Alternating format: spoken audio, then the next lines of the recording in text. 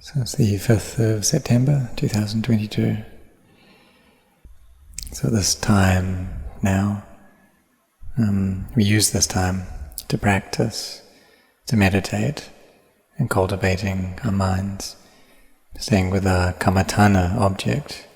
It's kammatthana being the basis of our work, in order to bring our minds to peace. So when our minds are at peace, then we become samanas. The meaning of this word samana is one who is at peace, one who is at respite. And so this word samana, it's where the word samanera, novice, comes from. And the novices, they have their 10 precepts that they keep. So today here at Wat Marp Jan, there were 2 men who went forth, took the going forth to become samaneras, both from overseas, and to pass over the oceans in order to get here, to come for the purpose of training and practicing. And they've been anagarikas, or postulants in white, for many months already. So it's very important. This is very significant. This is the arising of the sasana pugalas, the members, the individuals in the religion. So there's the sasana watu, this is the materials of the religion, like the uposatha halls, the Dhamma halls, the dwellings, the jetties that we build. And these are the external material things that we're building. They are the places for people to be able to come and practice. Places for the monks and novices to stay and practice, and also for the laity as well. If we don't have people who actually come and practice, however, there's still merit and skillfulness that arises. But if people also use these dwellings for practice, then the benefit and the value that arises from that is greater. So having the members of the religion is very important. And today we had 2 members of the religion come and ordain. And it's very difficult to find this, to find people who wish to ordain. And that's because of the development in the world. When I ordained at Wat Marp Jan Community Monastery in 1976, and there were about 70 or 80 monks and novices there. About 20 of those were novices, and some of them were very young, from 8 years old. They went up to 19 years old.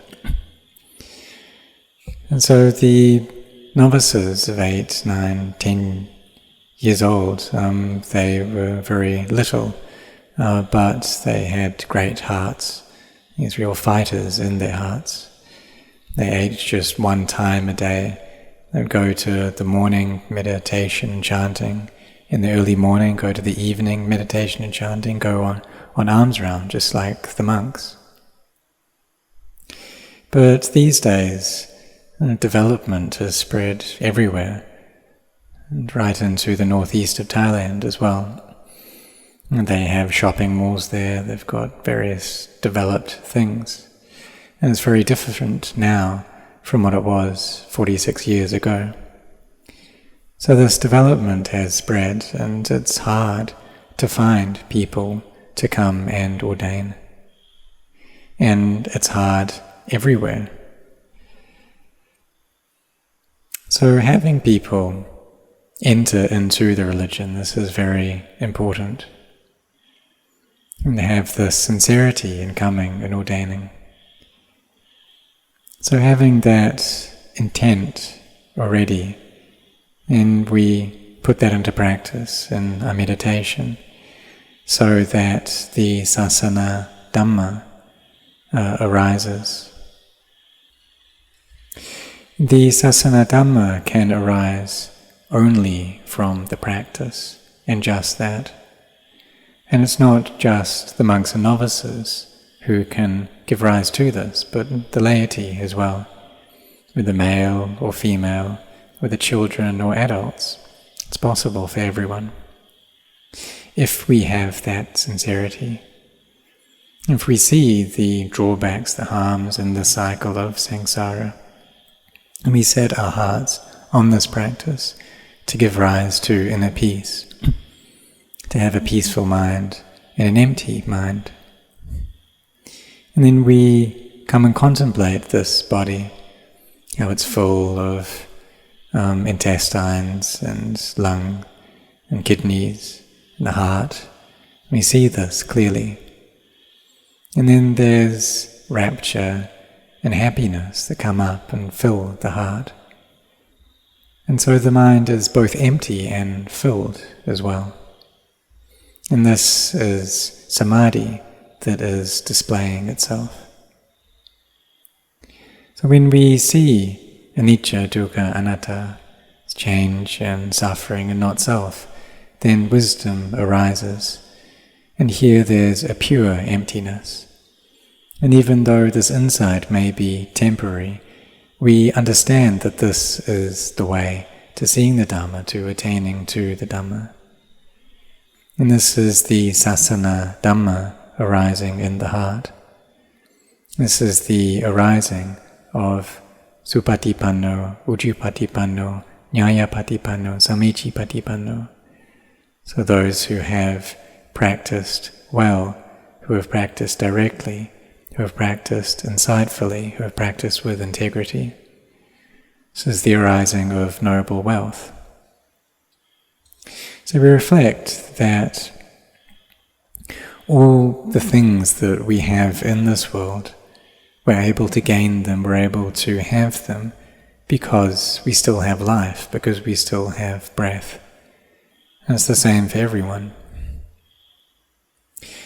So if we just focus on external things, if we seek out outer things too much, without stop, and it shows that we're deluded in that. And why is it that we chase after these things so much? It's because of the tanha, the craving there. This craving comes up and it just grows and grows and grows. And Lumpur Cha said that, well, he asked, what is this tanha? Well, tanha, this craving, it's a thing that never experiences enough. It never ever feels like it has enough. And even though it may gain things in the world, that's never full. And so they say that there's no river like craving. And the meaning of that is that in the rainy season like it is now, the rain may fall and it may fill up the rivers, but craving, it never feels full. So those who have wisdom, you can contemplate this, that we're able to have things in this world due to our breath. But when our breath disappears, then all of the things that we have and everything that we are is no longer. You may have friends and family, but they're no longer with us. That all of the things in this world are temporary, they don't last long. So we contemplate this deeply. Now maybe sickness may arise in someone we know, and the end point of that is breaking apart, is deterioration of the body. But it's possible that we break apart first. It's not sure. So we should try to use this time and opportunity to develop merit, to bring up merit. And this merit, it's what beings depend upon for this world and for the next. So we try to cultivate this merit whether it's giving, being generous, making donations, helping out society, keeping the precepts. These are all things that we can do. If we can do them, we should do them.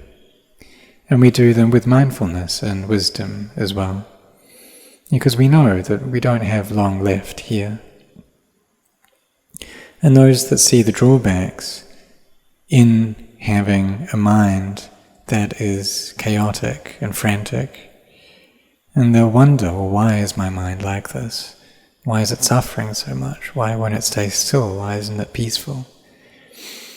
But the suffering, it's actually a good thing.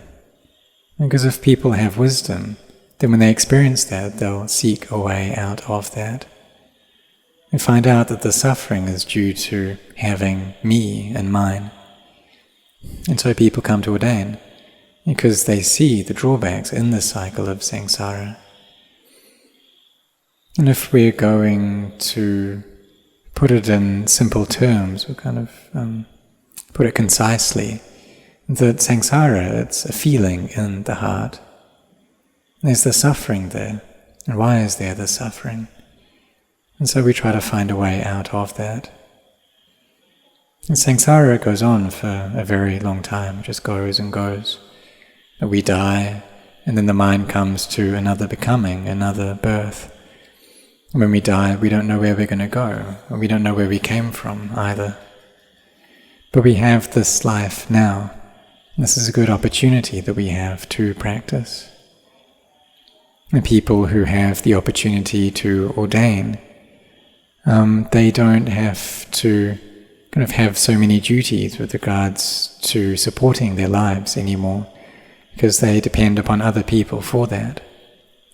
So now need to put an effort into the practice, taking care and looking after the precepts that we gained upon our ordination, really setting our hearts on this. When we have free time, then use that to develop mindfulness and samadhi, to be really sincere in that, to meditate and to forbear. And if there's nothing else that we can do, then we just forbear. We endure first. Try to be well restrained, try to be cautious, to not speak loudly. It's something that novices and monks need to do, to be restrained. It's not okay to talk loudly. And really be firm in our training, in the training of our behavior, to have good manners, to have good conduct. And then when our samadhi really gets together, then we'll wish to spend a lot of time doing that.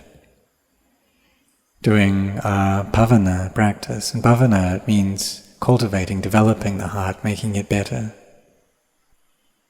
So when we meditate, and then we experience this peace of mind, then we'll see the value of that. We'll see the value of developing samadhi. And we see how this practice, it's the way for us to display and show the gratitude that we have towards the Buddha and towards our parents as well. We have our mothers and fathers, and we have gratitude for them. And if we practice and gain a deep understanding and knowledge of the Dhamma, this is the way that we can sincerely pay our gratitude. So may all of us be intent on this. And these two novices who ordained, they have faith and conviction in the Buddha Sasana. So you should set your hearts on this training. You've had the intention and the sincerity to ordain already, and that does require kind of real sincerity to do that. And so carry on with that firm intention.